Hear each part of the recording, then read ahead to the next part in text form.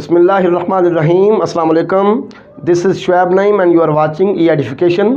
Students, आज के lecture में हमारा टॉपिक है जी consistency criteria of system of linear equations. Consistency criteria क्या है कि हम इसमें ये बताते हैं, कंसिस्टेंसी क्राइटेरिया ये है कि हम वो हालात बताते हैं कि जिन हालात में हमारा सिस्टम ऑफ लीनियर इक्वेशंस जो है वो कंसिस्टेंट होगा और किन हालात में इनकंसिस्टेंट होगा। कंसिस्टेंट सिस्टम कौन सा होता है और इनकंसिस्टेंट सिस्टम कौन सा होता है। अगर हमारे पास एक से ज़्यादा लीनियर इक्वेशंस मौजूद हैं, ठीक है, सोल्यूशन के लिए, तो हम कहते हैं कि ये हमारा सिस्टम ऑफ लीनियर इक्वेशंस है। अब system of linear equations consistent होगा अगर उस सिस्टम के एक या एक से ज़्यादा सोल्यूशंस मौजूद हों, एग्जिस्ट करें, ठीक है ना। A system of linear equations having one or more solutions is called consistent system। अगर सिस्टम का सोल्यूशन एग्जिस्ट करे, चाहे वो सोल्यूशन एक हो चाहे वो सोल्यूशन ज़्यादा हो, ठीक है, हम कहते हैं कि ये सिस्टम जो है ये कंसिस्टेंट सिस्टम है। अब सोल्यूशन क्या है, फ़र्ज़ करें ये मैंने एक सिस्टम ऑफ लीनियर इक्वेशंस लिखा हुआ है। इस सिस्टम को सेटिस्फाई करने वाली एक्स वाई जेड की वैल्यूज़, फ़र्ज़ करो कि x equal to x equal to आप ले लें 5, y equal to 7, z equal to 9। अगर ये x y z की जो वैल्यूज़ हैं ये फर्स्ट इक्वेशन को भी सेटिस्फाई करती हैं, सेकंड को भी करती हैं, थर्ड को भी करते हैं, तो हम कहेंगे कि ये x y z की जो वैल्यूज़ हैं ये सोल्यूशन है इस सिस्टम ऑफ लीनियर इक्वेशंस का। तो अगर सिस्टम का सोल्यूशन एग्जिस्ट करे, चाहे वो एक सोल्यूशन हो चाहे वो ज़्यादा सोल्यूशन हो, तो हम इस केस में कहेंगे कि हमारा सिस्टम जो है ये कंसिस्टेंट है। और अगर हमारे सिस्टम का कोई सोल्यूशन एग्जिस्ट ना करे तो हम कहेंगे कि हमारा सिस्टम इनकंसिस्टेंट है। ठीक हो गया। A system having no solution is called inconsistent system. अगर हमें एक्स वाई जेड की कोई ऐसी वैल्यूज़ नहीं मिलती जो इन तीनों इक्वेशंस को सेटिस्फाई करती हों, तो हम कहेंगे कि हमारा सिस्टम जो है ये इनकंसिस्टेंट सिस्टम है। अब कंसिस्टेंसी क्राइटेरिया हम दो किस्म के सिस्टम्स का डिस्कस करेंगे। एक हो गया homogeneous system of linear equations और एक हो गया non homogeneous system of linear equations. Homogeneous system क्या है, अगर ये जो हमारे पास सिस्टम ऑफ इक्वेशंस लिखा हुआ है इसमें मैं ये डी को भी, ई को भी और एफ को भी ज़ीरो कर दूं, ठीक है, ये ज़ीरो हो जाए, ठीक है, या हम कहते होते हैं इस तरह, जब हम इस फॉर्म में लिखते हैं मैट्रिक्स इक्वेशन को, ए एक्स और बी हमारे मैट्रिक्स होते हैं जबकि बी कॉलम मैट्रिक्स है, तो हम कहते हैं कि ये सिस्टम जो है ना, हमारे पास जो सिस्टम है ये होमोजीनियस सिस्टम है अगर ये बी जो है ये नल मैट्रिक्स है। बी क्या है, नल मैट्रिक्स है, यानी कि अगर ये सारे ज़ीरो हों तो हम इस सिस्टम को होमोजीनियस सिस्टम कहेंगे। तो पहले मैं होमोजीनियस सिस्टम का कंसिस्टेंसी क्राइटेरिया डिटेल के साथ डिस्कस करूँगा कि किन हालात में, किस सिचुएशन में होमोजीनियस सिस्टम कंसिस्टेंट होगा और किस सिचुएशन में इनकंसिस्टेंट होगा। ठीक होगा जी। Homogeneous system, a system of linear equations of the form. ऐसा सिस्टम आ जाए हमारे पास, ये देखें मैंने ये सारे कांस्टेंट ज़ीरो कर दिए, जैसे मैंने यहाँ पे कहा था ना कि ज़ीरो कर दें तो ये होमोजीनियस सिस्टम होगा, ये सारे ज़ीरो कर दिए, इसको हम कहते हैं होमोजीनियस सिस्टम। ठीक है, इसका कंसिस्टेंसी क्राइटेरिया मैं दो केसेस में डिस्कस करूँगा। ठीक होगा। पहला case, if m is equal to n। अब देखें इसमें n अननोन्स की तादाद है, x1 x2 x3 xn। n जो है ना ये अननोन्स की तादाद है, ठीक है, जबकि m जो है नंबर ऑफ इक्वेशंस है, ये पहली इक्वेशन, ये दूसरी इक्वेशन, ये mth इक्वेशन। ठीक होगा। अगर नंबर ऑफ इक्वेशंस और नंबर ऑफ अननोन्स इक्वल हो, ठीक है, तो हम कहते हैं जो कोएफिशिएंट मैट्रिक्स है ना, जिसका नाम मैंने a यहाँ पे लिखा हुआ है, ये स्क्वायर मैट्रिक्स है। कोएफिशिएंट मैट्रिक्स कौन सा है, ये वाला a11 a12 up to a1n, ठीक है, a21 a22 up to a2n, am1 am2 up to amn। ये मैट्रिक्स जो है ना ये है जी कोएफिशिएंट मैट्रिक्स। तो ये फिर स्क्वायर मैट्रिक्स होगा अगर m और n इक्वल हैं। ठीक हो गया। तो इस केस में जबकि हमारा जो कोएफिशिएंट मैट्रिक्स है ये स्क्वायर मैट्रिक्स है, तो इस केस में ये होगा if a determinant is equal to 0। अगर कोएफिशिएंट मैट्रिक्स सिंगुलर है then system is consistent and may have infinitely many non-trivial solutions। ठीक होगा।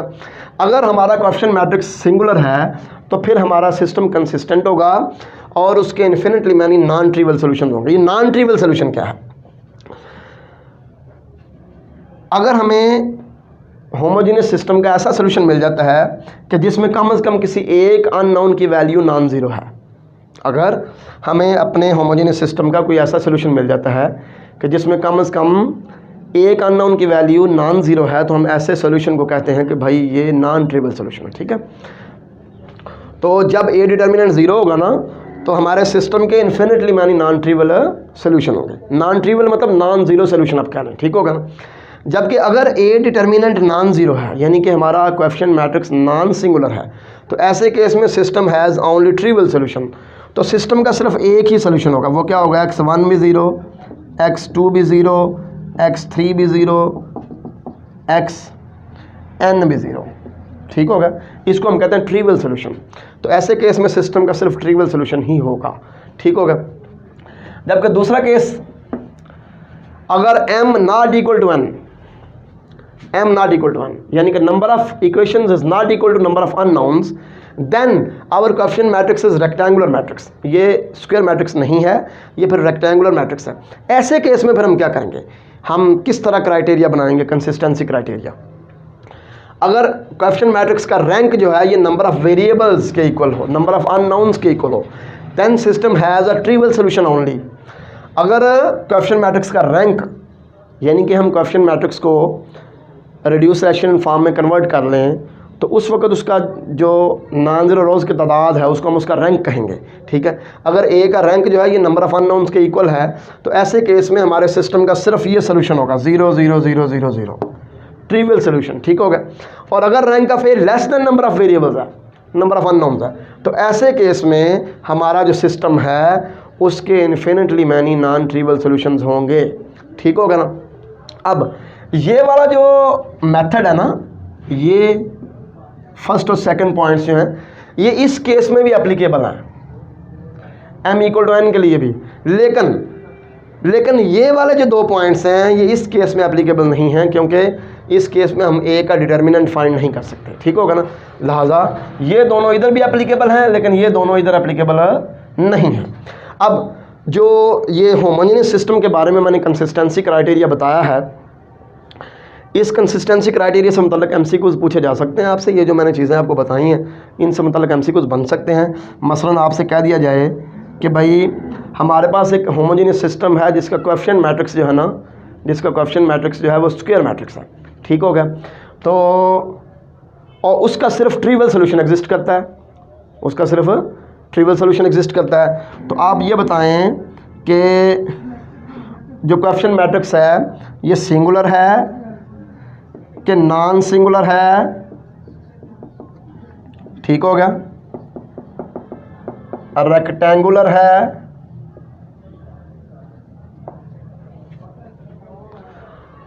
रेक्टेंगुलर है। Number 4, none of these.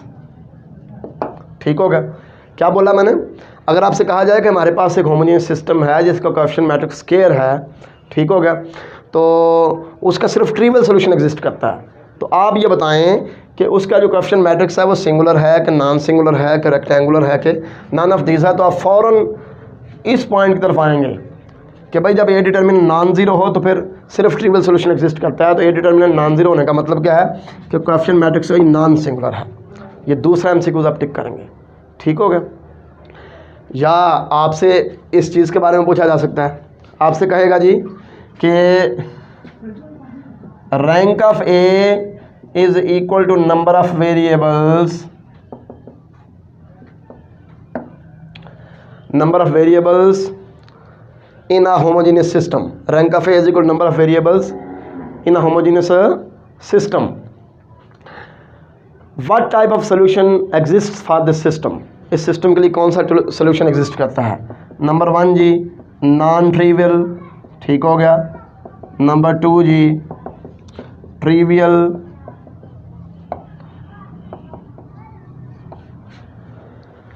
Number 4 जी both 1 and 2।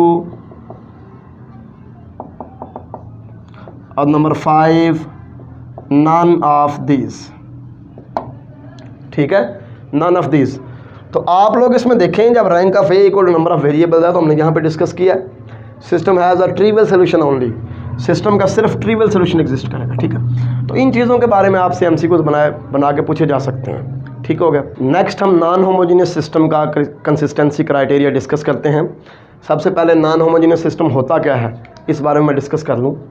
A system of linear equations of the form, इस तरह का जो सिस्टम है ना जिसमें ये जो कांस्टेंट्स हैं b1 b2 bn ये सारे इकट्ठे ज़ीरो नहीं हैं, जिनमें यानी कि इनमें से कम एक जो है वो नॉन ज़ीरो है, b1 b2 b3 bn। ठीक हो गया। ऐसे सिस्टम को हम कहते हैं कि ये non homogeneous system of linear equations है। ठीक है, इसमें कोएफिशिएंट मैट्रिक्स कौन सा मैट्रिक्स है, ये a11 a12 a13 up to a1n a21 a22 a23 a2n am1 am2 am3 amn। अगर इन कोएफिशिएंट्स का मैं मैट्रिक्स बना लूँ, इसको कहते हैं कोएफिशिएंट मैट्रिक्स।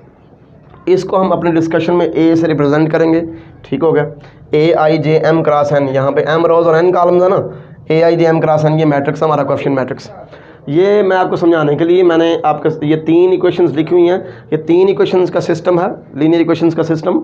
इसमें जो कोएफिशिएंट मैट्रिक्स है वो क्या होगा, a11 a12 a13 a21 a22 a23 a31 a32 a33। ठीक हो गया। तो कोएफिशिएंट मैट्रिक्स जो है ना वो ये चीज़ हमारे पास आ गई जिसको a से रिप्रेजेंट करते हैं। इसके अलावा एक और बड़ा इंपॉर्टेंट मैट्रिक्स है यहाँ पे हमारी डिस्कशन में जो कि है augmented matrix. Augmented matrix, augmented matrix को ए बी से या इस चीज़ से रिप्रेजेंट करते हैं। ठीक है, इसमें हम क्या करते हैं, कोएफिशिएंट मैट्रिक्स के साथ एक कॉलम ऐड कर लेते हैं इनका b1 b2 b3 up to bn इनका। ठीक है, राइट साइड वाले कांस्टेंट्स का एक कॉलम ऐड कर लेते हैं, इसको हम कहते हैं जी ऑगमेंटेड मैट्रिक्स। ठीक हो गया। जैसे मैंने यहाँ पे ये लिखा है कोएफिशिएंट मैट्रिक्स इतना था, फिर इसमें हमने क्या किया, इसमें हमने जो है ना b1 b2 b3 ऐड किया, b1 b2 b3। तो अब ये जो मैट्रिक्स बन गया ये ऑगमेंटेड मैट्रिक्स है जिसको ए बी से रिप्रेजेंट करते हैं या इस तरह रिप्रेजेंट करते हैं। ठीक होगा ना। अब इसका हम कंसिस्टेंसी क्राइटेरिया डिस्कस कर लेते हैं नॉन होमोजेनियस सिस्टम का, कि कंसिस्टेंसी क्राइटेरिया क्या है इसका। सबसे पहले मैं आपको एक बात बता दूं, अगर हमारे पास जो कोएफिशिएंट मैट्रिक्स है ये स्क्वायर मैट्रिक्स है, ये क्या है, स्क्वायर मैट्रिक्स है, यानी कि m = n है। ठीक हो गया। तो ऐसी सूरत में अगर a का डिटर्मिनेंट 0 हो तो हमारे सिस्टम का कोई सोल्यूशन एग्जिस्ट नहीं करेगा। ये बात आपने ज़हन में रखनी है। ठीक है, सिस्टम का सोल्यूशन तब एग्जिस्ट करेगा जब a डिटर्मिनेंट नॉन ज़ीरो हो, जब a डिटर्मिनेंट नॉन ज़ीरो हो। ये बड़ी इंपॉर्टेंट बात आपने ज़हन में रखनी है। ठीक है, जबकि मैं कंसिस्टेंसी क्राइटेरिया डिस्कस कर देना वो रैंक के मामले, रैंक के मेथड से। ठीक होगा ना। अगर a का रैंक और ab का रैंक ये दोनों इक्वल नहीं है तो हमारा सिस्टम इनकंसिस्टेंट होगा, सिस्टम का कोई सोल्यूशन एग्जिस्ट नहीं करेगा। ये बात आपने ज़हन में रखनी है। अगर rank of a = rank of ab but both are not equal to number of unknowns, अगर रैंक ऑफ a और रैंक ऑफ ab तो आपस में इक्वल हों लेकिन ये दोनों नंबर ऑफ अननोन्स के इक्वल ना हो तो फिर system has infinitely many solutions, तो सिस्टम के लातादाद सोल्यूशंस होंगे। ठीक हो गया। अगर रैंक ऑफ a इक्वल हो रैंक ऑफ ab और ये दोनों इक्वल हो नंबर ऑफ अननोन्स के, तो ऐसी सूरत में system has a unique solution, system का एक यूनिक सोल्यूशन होगा। ठीक हो गया। नेक्स्ट है जी क्रैमर रूल। क्रैमर रूल सिर्फ तब लगता है जब हमारा कोएफिशिएंट मैट्रिक्स जो है वो स्क्वायर मैट्रिक्स हो, यानी कि m = n हो, number of rows equal to number of columns कह लें आप इसमें, बल्कि आप ये कहें कि number of equations equal to number of unknowns. ठीक होगा ना। जब ऐसा हो तो फिर हम इस सूरत में क्रैमर रूल लगा सकते हैं। अगर हमारे पास 2 इक्वेशंस का सिस्टम है, ठीक होगा, non homogeneous system of linear equations, सबसे पहले हम कोएफिशिएंट मैट्रिक्स का डिटर्मिनेंट निकालेंगे जिसको d से रिप्रेजेंट करेंगे। अगर ये नॉन ज़ीरो है तो फिर d1 और d2 2 डिटर्मिनेंट फाइंड करेंगे। ये 2 डिटर्मिनेंट कहाँ से आएंगे, d1 में पहला कॉलम ये होगा और दूसरा कॉलम ये होगा b1 b2। ठीक होगा। जबकि d2 में पहला कॉलम ये होगा a1 a2 और दूसरा कॉलम ये होगा c1 c2। ठीक है। अगर d नॉन ज़ीरो हो तो फिर सोल्यूशन एग्जिस्ट करेगा और d1/d d2/d ये 2 सोल्यूशन होंगे हमारे सिस्टम के। ठीक है। जबकि अगर हमारी इक्वेशंस जो है वो 3 हैं, फ़र्ज़ करें ये इक्वेशंस मैं लेता हूँ, ठीक है, 3 इक्वेशंस हैं, 3 अननोन्स हैं, फिर हम क्या करेंगे, हम लोग कोएफिशिएंट मैट्रिक्स का डिटर्मिनेंट निकालेंगे। अगर वो नॉन ज़ीरो है तो d1 d2 और d3 3 डिटर्मिनेंट निकालेंगे। d1 जो होगा उसमें पहला कॉलम हम लेंगे ये वाला b1 b2 b3, d2 में ये वाला दूसरा कॉलम होगा, d3 में ये वाला तीसरा कॉलम होगा। ठीक है। अब जब इसमें पहला कॉलम b1 b2 b3 आ जाएगा तो दूसरा और तीसरा कॉलम जो है ये कोएफिशिएंट मैट्रिक्स के कॉलम होंगे, यानी कि A1 2 A2 2 A3 2 A1 3 A2 3 A3 3, ठीक होगा ना। इस तरह इसका दूसरा जो है वो हमने ले लिया ये वाला राइट साइड वाला, तो पहला और तीसरा जो है ये कोएफिशिएंट मैट्रिक्स का पहला और तीसरा कॉलम होगा, ये वाला पहला कॉलम और ये वाला तीसरा A1 3 A2 3 A3 3, ठीक है। इसमें तीसरा B1 B2 B3 है, तो पहला और दूसरा जो है कोएफिशिएंट मैट्रिक्स में हम लेंगे, ठीक है। तो अगर ये D नॉन ज़ीरो हो तो x1 equal to D1 over D, x2 equal to D2 over D और x3 equal to D3 over D, ये हमारा सोल्यूशन होगा। अब क्रैमर रूल के मुताबिक कंसिस्टेंसी क्राइटेरिया क्या है कि अगर तो D नॉन ज़ीरो है, D यानी कि ये डिटर्मिनेंट जो है ये नॉन ज़ीरो आ जाता है, तो फिर हमारा सिस्टम जो है ये कंसिस्टेंट होगा, ठीक है, और इसका एक यूनिक सोल्यूशन होगा, यूनिक सोल्यूशन, ठीक होगा। D अगर नॉन ज़ीरो है तो सिस्टम का एक यूनिक सोल्यूशन एग्जिस्ट करेगा। अगर D जो है ये ज़ीरो है, D ये डिटर्मिनेंट ज़ीरो आ जाता है, लेकिन D1 D2 और D3 में से कोई एक नॉन ज़ीरो हो जाता है, one of DI's is non zero, one of DI's is non zero, तो फिर हमारा जो सिस्टम है इसका कोई सोल्यूशन नहीं होगा। क्योंकि देखें जो DI नॉन ज़ीरो होगा उसके नीचे जब D आएगा ज़ीरो तो ये क्या आ जाएगा अनडिफाइंड, ये आ जाएगा इन्फिनिटी, ठीक है, इन्फिनिटी, समझ आई कि नहीं। तो ऐसी सूरत में हम कहेंगे कि हमारा सिस्टम जो है इसका कोई सोल्यूशन नहीं है। जब D ज़ीरो है और D1 D2 D3 में से कोई एक नॉन ज़ीरो है, हम कहेंगे हमारे सिस्टम का कोई सोल्यूशन नहीं है। जबकि अगर D ज़ीरो होने के साथ अगर तमाम D1 D2 D3 भी ज़ीरो हैं, ठीक है, अगर ये तीनों भी ज़ीरो हैं, D ज़ीरो होने के साथ अगर D1 D2 D3 भी ज़ीरो हैं, तो ऐसी सूरत में हम कहेंगे कि हमारा सिस्टम जो है has infinitely many solutions, infinitely many solutions. अब ये जो डिस्कशन है इससे मतलब भी MCQs पेपर में आ सकते हैं।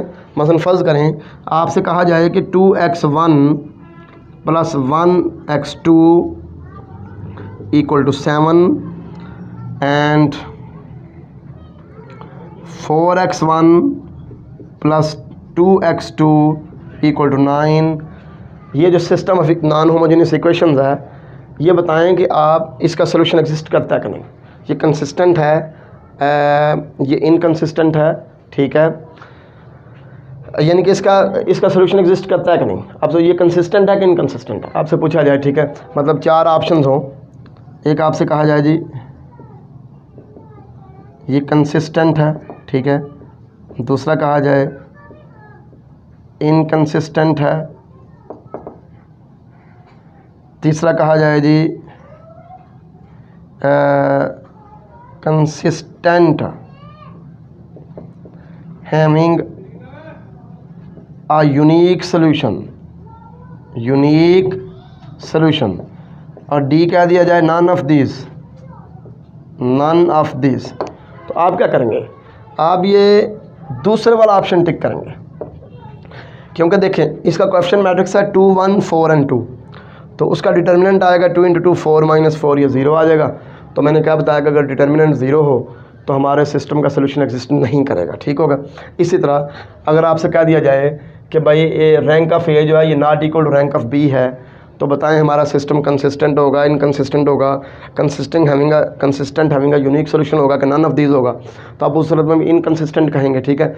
अगर ये कह दिया जाए कि rank of A equal to rank of A भी है but both are not equal to number of unknowns, लेकिन दोनों नंबर ऑफ़ अननोन्स के इक्वल नहीं हैं, तो बताएं कि सिस्टम हमारा जो है ये इनकंसिस्टेंट है, कंसिस्टेंट हैविंग यूनिक सोल्यूशन है, consistent having infinitely many solutions है, या नन ऑफ दीज। तो आप कहेंगे consistent having infinitely many solutions. तो ये जो डिस्कशन है इससे मतलब MCQs कोई भी बनाया जा सकता है। अगर आप ये डिस्कशन गौर से सुनेंगे और समझेंगे तो इंशाल्लाह किसी भी तरह का MCQs आपको पेपर में आ जाए आप सॉल्व कर लेंगे। मुझे उम्मीद है कि आज की डिस्कशन आपको समझ आ चुकी होगी। कंसिस्टेंसी क्राइटेरिया होमोजेनियस सिस्टम का भी और नॉन होमोजेनियस सिस्टम का भी आप समझ चुके होंगे। अल्लाह हाफ़िज़, अस्सलाम वालेकुम।